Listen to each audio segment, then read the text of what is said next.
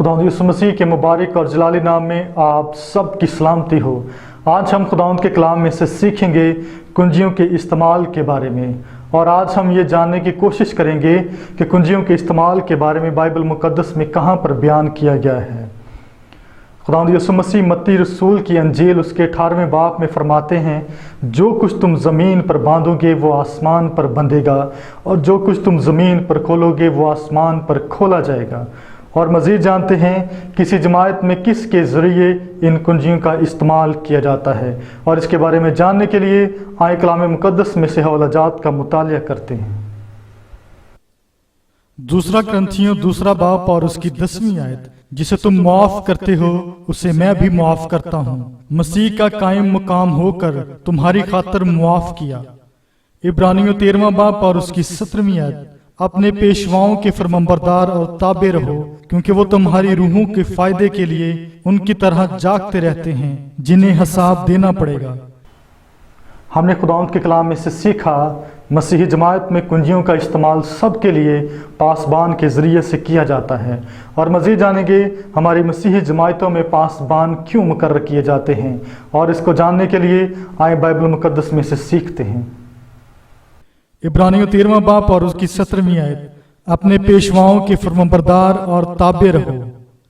इफसियों 4 बाब और उसकी 11वीं आयत, मसीह ने बाज को चरवाहा और उस्ताद बनाकर दे दिया। तीतुस 1 बाब और उसकी 5वीं आयत, मैंने तुझे क्रीते में इसलिए छोड़ा था कि तू बाकी मांदा बातों को दुरुस्त करे और मेरे हुक्म के मुताबिक शहर ब शहर बुजुर्गों को मुकर्रर करे। 1 पतरस 5वां बाब और उसकी 2री आयत, खुदा के उस गल्ला की गल्लाबानी करो जो तुम में है।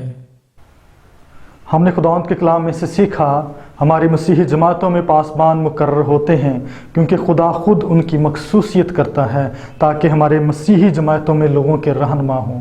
और मज़ीद जानेंगे हमारी मसीही जमातों में कौन पासबान के तौर पर खिदमत करने का मजाज है, और इसके बारे में जानने के लिए आए कलाम मुकद्दस में से हवालाजात का मुतालिया करते हैं।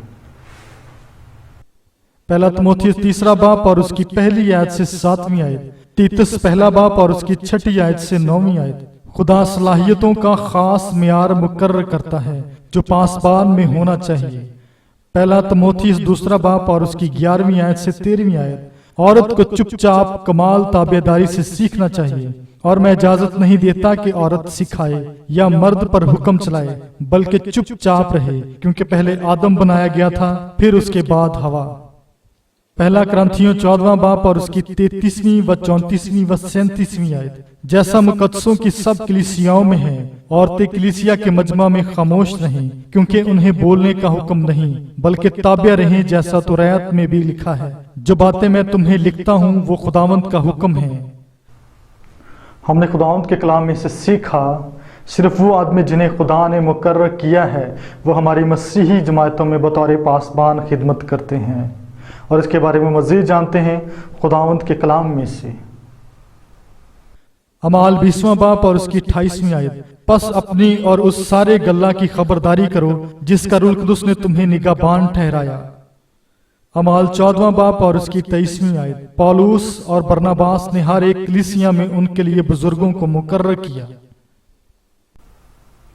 हमने आज के कलाम में से सीखा सिर्फ वही आदमी जिनकी मसीही जमातों में रूह कुदुस ने चुनने में रहनुमाई की हो बतौर पासबान इन कलीसियाओं में खिदमत कर सकते हैं।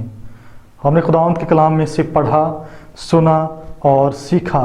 मेरी दुआ है इस कलाम के वसीला से खुदावंद आप सबको बरकत दे। आमीन।